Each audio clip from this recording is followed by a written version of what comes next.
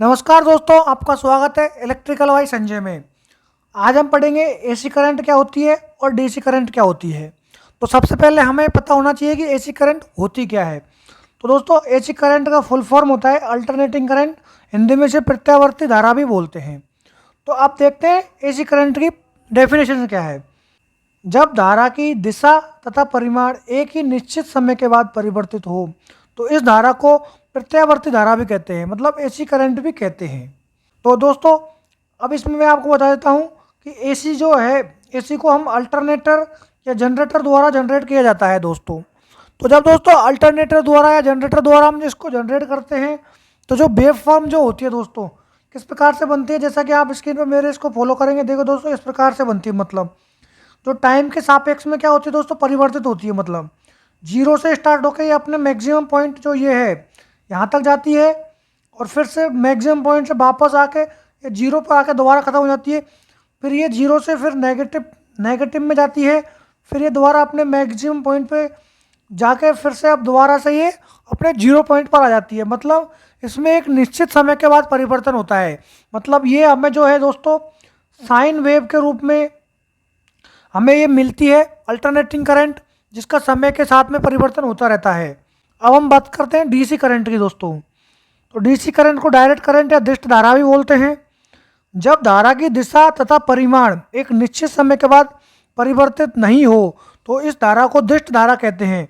मतलब कि दोस्तों क्या है, जैसा कि हम जानते हैं कि एसी करंट को अल्टरनेटर और जनरेटर के द्वारा हम जनरेट करते हैं, जबकि डीसी को बैटरीज या सोलर सेल के द्वारा प्रोड्यूस किया जाता है दोस्तों डीसी करंट को डायरेक्ट हम जनरेट नहीं कर सकते हैं। डीसी करंट को हम रेक्टिफायर्स और डायोड के द्वारा एसी को डीसी में कन्वर्ट करके इसको हम बैटरी में इसको केमिकल एनर्जी के रूप में स्टोर करते हैं दोस्तों। तो आपको ये ध्यान रखना है, डीसी करंट जो है उसको हम डायरेक्ट जनरेट नहीं कर सकते हैं। इसको हम एक एनर्जी से दूसरे एनर्जी में कन्वर्ट करके स्टोर किया जा सकता है ओनली डीसी करंट को। तो दोस्तों इसमें क्या होता है, देखिए जब हम डीसी करंट का यूज़ करते हैं तो हमें दोस्तों देखिए, अगर आप देख रहे हैं मेरी स्क्रीन पर, तो एक हमें सीधी रेखा प्राप्त होती है टाइम के सापेक्ष में। मतलब इसमें कोई भी परिवर्तन नहीं होता है, इस प्रकार से कोई भी डिफ्लेक्शन नहीं होता है इसमें। ये एक ओनली सीधी रेखा होती है। डायरेक्ट करंट क्या होती है और एसी करंट क्या होती है मैंने आपको ये समझा दिया है। अब हम नेक्स्ट में इसके जो अंतर है, बाकी के अंतर उसको पढ़ेंगे दोस्तों। तो दोस्तों देखिए, एसी को डीसी में डायोड और रेक्टिफायर के द्वारा कन्वर्ट कर सकते हैं। एसी की बात कर रहे हैं हम, तो एसी को हम डीसी में कन्वर्ट करने के लिए क्या करेंगे, डायोड और रेक्टिफायर का। तो और डीसी को एसी में इन्वर्टर द्वारा कन्वर्ट किया जा सकता है दोस्तों। बहुत ही इंपॉर्टेंट है, बहुत बार एग्जाम से पूछा जाता है, इंटरव्यू क्वेश्चंस में भी कई बार पूछा गया है। एसी को डीसी में किस में कन्वर्ट करते हैं और डीसी को एसी में कैसे कन्वर्ट किया जाता है। तो मैंने आपको बताया, एसी को डीसी में डायोड या रेक्टिफायर द्वारा और डीसी को एसी में इन्वर्टर द्वारा कन्वर्ट किया जाता है। नेक्स्ट पॉइंट क्या है, एसी सप्लाई को जनरली होम्स, बिजनेस और इंडस्ट्री में यूज करते हैं, जबकि डीसी सप्लाई को इलेक्ट्रॉनिक डिवाइस और लो वोल्टेज सिस्टम के लिए यूज किया जाता है। तो दोस्तों जैसा कि आप जानते हैं, एसी सप्लाई जो है हमारे घरों तक आती है, हमारे बिजनेस मतलब ऑफिस वगैरह में, इंडस्ट्री मतलब कारखाने उद्योग जो है वहाँ पर भी एसी सप्लाई का यूज किया जाता है। जबकि डीसी सप्लाई का उपयोग हम क्या करते हैं, इलेक्ट्रॉनिक डिवाइस और लो वोल्टेज सिस्टम में इसका उपयोग करते हैं दोस्तों। नेक्स्ट पॉइंट देखते हैं, जो एसी सप्लाई है वो दोस्तों सूटेबल होती है फॉर लॉन्ग डिस्टेंस के लिए, long distance transmission with minimal power loss.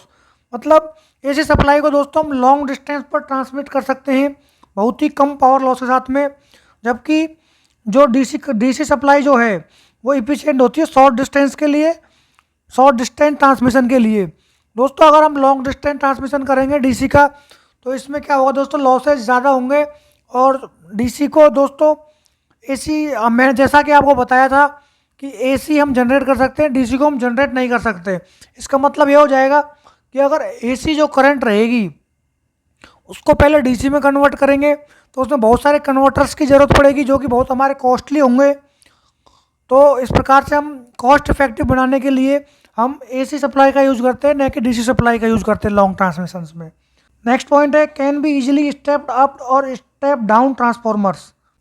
तो दोस्तों मैंने बताया था, जैसा कि हम एसी करंट को स्टेप अप कर सकते हैं और स्टेप डाउन कर सकते हैं। मतलब एसी सप्लाई को हम बढ़ा भी सकते हैं और कम भी कर सकते हैं। किसके द्वारा? स्टेप अप और स्टेप डाउन ट्रांसफार्मर के माध्यम से। स्टेपिंग अप और down requires additional conversion stages. तो दोस्तों जैसा कि हम डीसी करंट को ट्रांसफार्मर के द्वारा स्टेप अप और स्टेप डाउन नहीं कर सकते हैं, इसमें हमें एडिशनल कन्वर्जन स्टेज मतलब एडिशनल अतिरिक्त जो हमें इंस्ट्रूमेंट चाहिए होंगे डीसी करंट को अप डाउन करने के लिए, जो कि हमारे कॉस्ट को बढ़ा देंगे। नेक्स्ट हम बात करते हैं दोस्तों पावर फैक्टर की। तो दोस्तों पावर फैक्टर जो है एसी करंट के लिए 0 से और 1 के बीच में वेरी करता है। क्यों करता है? क्योंकि जो एसी का जो लोड रहेगा दोस्तों वो इंडक्टिव, कैपेसिटिव और रजिस्टिव टाइप का कोई भी हो सकता है। तो दोस्तों इंडक्टिव और कैपेसिटिव लोड होने के कारण ये पावर फैक्टर जो है 0 से और 1 के बीच में वेरी करेगा। जबकि डीसी करंट में अगर हम पावर फैक्टर की बात करें तो नॉर्मली यूजुअली ये कांस्टेंट होता है एक के सापेक्ष में, क्योंकि डीसी करंट में यूजुअली हम रजिस्टिव लोड यूज लेते हैं। एसी करंट को इजीली स्टेप अप और स्टेप डाउन किया जा सकता है यूजिंग ट्रांसफॉर्मर्स। मतलब अभी मैंने आपको बताया था स्टेप अप और स्टेप डाउन किया जा सकता है ट्रांसफॉर्मर के माध्यम से, जबकि इसमें स्टेप अप और डाउन करने के लिए एडिशनल कन्वर्जन स्टेज की आवश्यकता होती है डीसी करंट में। अब दोस्तों हमने एसी और डीसी करंट के बारे में क्या क्या अंतर होते हैं, एसी और डीसी करंट क्या होती है वो पढ़ लिया।